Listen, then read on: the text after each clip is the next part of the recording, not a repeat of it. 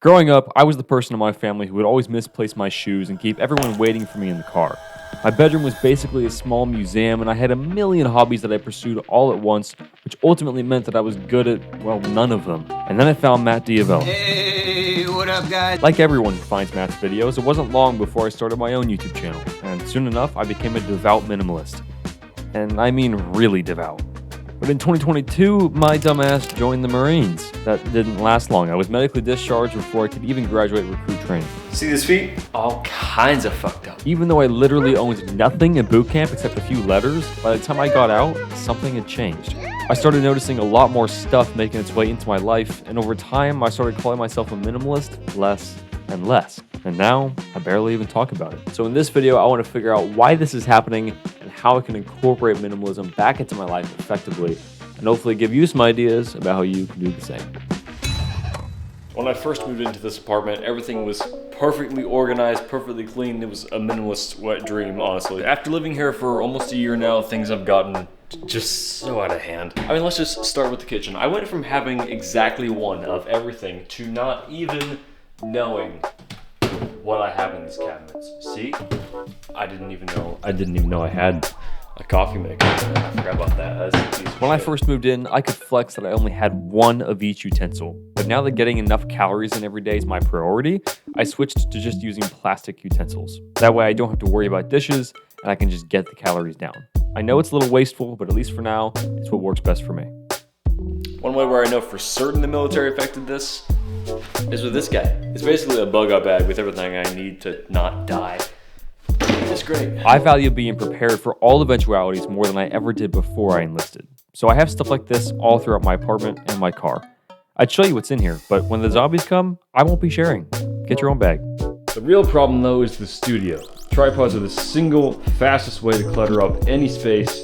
What an absolute pain in the ass. I use most of the tools and equipment in here every single week, but then interspersed with all that is stuff like this. It's broken. I don't know why I have it. I don't even know what's going on in here. I don't buy clothes. I don't buy clothes. I don't know where this came from. Where did it come from?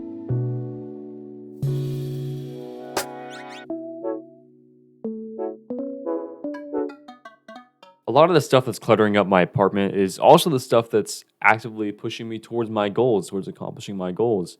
And the problem is that there's so much of that stuff now that it's hard for me to actually determine and differentiate between the things that are helping and the things that are just clutter. Like I switched to plastic forks, but I didn't stop there.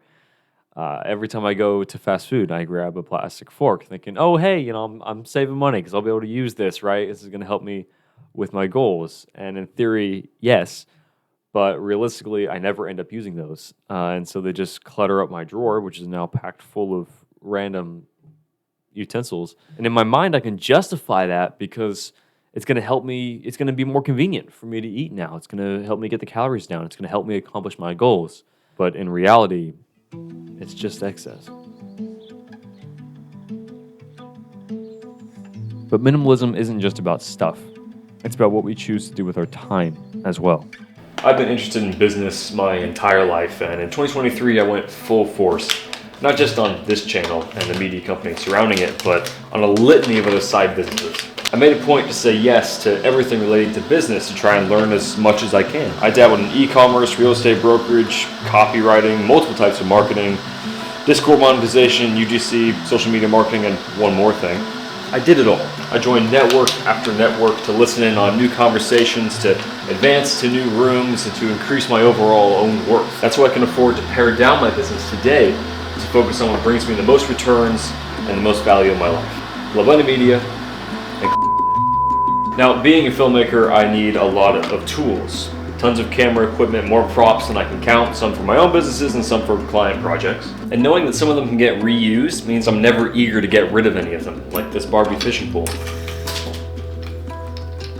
Don't ask. I can keep most of this stuff constrained to my studio so it doesn't spill out into the rest of my home too much, but it's still a lot of junk. And not all of them are as small and manageable as props. Some of them are entire collections of items to support certain marketing strategies, or entire stations in my home just for doing certain things like making coffee.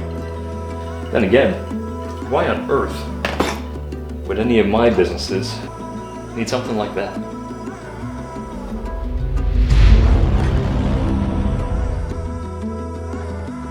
We can easily get blindsided by how we think minimalism is supposed to look. The pristine white walls, the empty corners, and the clean countertops.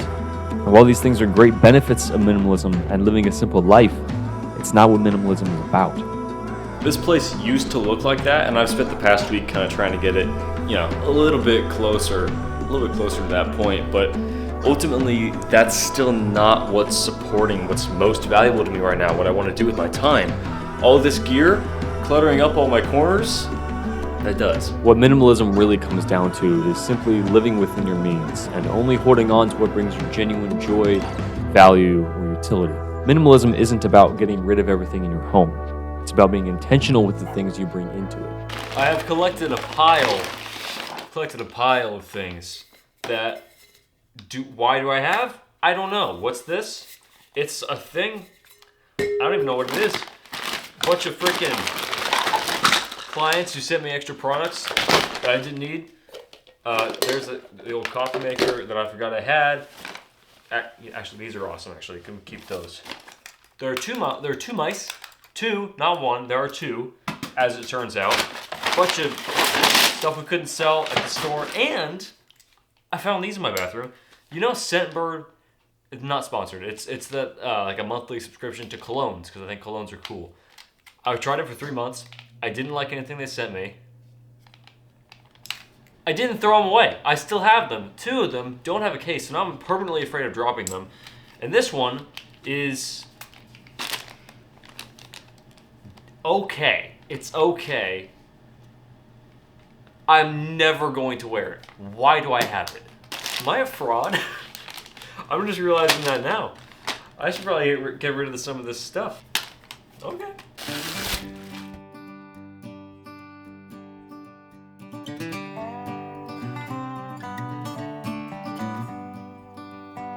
I almost didn't make this video.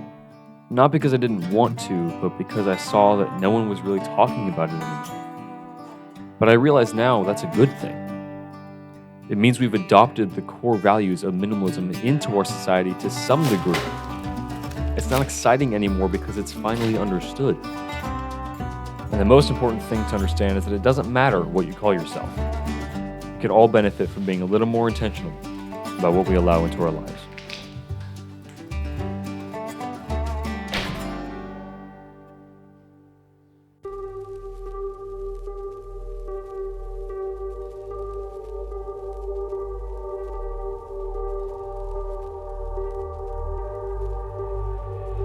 Thanks for watching. If you want to hear more from me, follow me on X, Instagram, and oh, would you look at that? It's a link to my totally free newsletter. How'd that get in there? I have a massive project in the works that will be launching very soon. Until then, thank you for watching, and I'll see y'all next time.